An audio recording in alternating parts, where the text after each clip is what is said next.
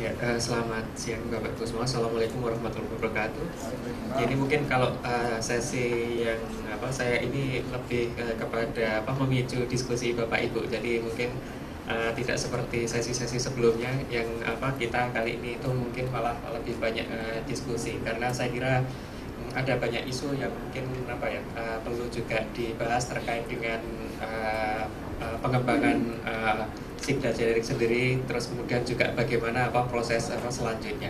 Nah, tapi kalau menurut Bapak Ibu, penting nggak kira-kira Sigda generik yang tadi disampaikan oleh pembicara sebelumnya? Ya, saya kira dengan kedatangan Bapak Ibu di sini itu saya kira juga menganggap bahwa itu suatu hal yang penting. Sebenarnya kalau misalnya Bapak Ibu menganggap nggak penting, ya mungkin ini tidak perlu dilanjutkan sesi ini. Jadi ini ya. Nah, ini sebenarnya mungkin saya sendiri di sini itu sebagai pihak luar, bukan terlibat dalam tim pengembangannya, tapi mungkin nanti saya juga akan menceritakan beberapa hal yang saya kira relevan berdasarkan juga pengalaman dari teman-teman. Ya, nah ini ada mungkin banyak cerita dari berbagai daerah. Cerita dari berbagai daerah. Ini sebenarnya mungkin tidak harus urut, tapi kalau misalnya ya ini.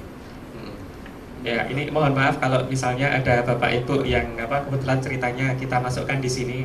Jadi ada mungkin daerah yang kita itu bingung karena setiap program itu punya software sendiri.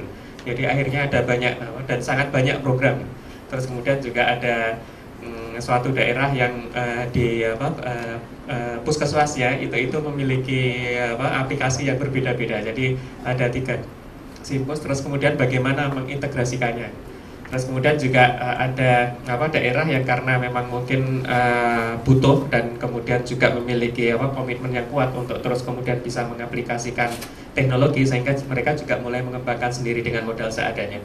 Tapi ada juga daerah yang mungkin karena sangat kaya sehingga kepala puskesmasnya itu sempat cerita, wah kita ini sudah 4 kali ganti puskesmas ya, dulu yang sudah mulai berjalan dengan baik, karena ada proyek baru akhirnya diganti lagi.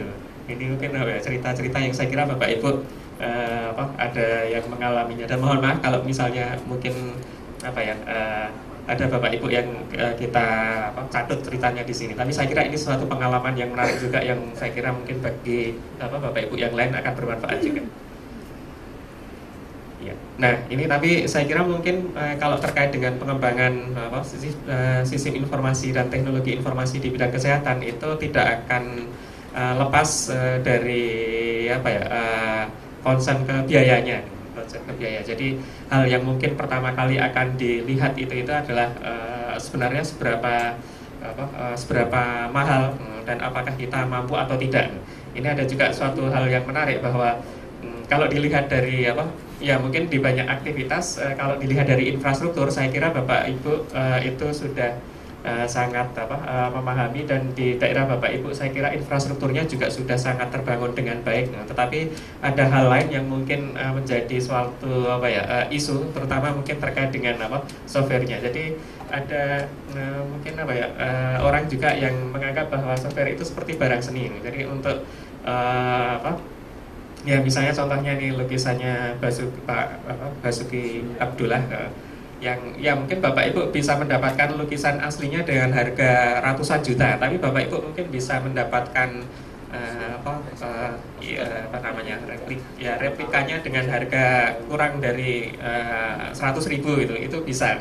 Nah, ini sama juga software itu ada juga yang kemudian mungkin batasan harganya itu juga tidak tegas sehingga mungkin ada vendor yang menjual dengan harga mahal, ada juga yang mungkin murah, dan daerah kan kemampuannya juga berbeda-beda.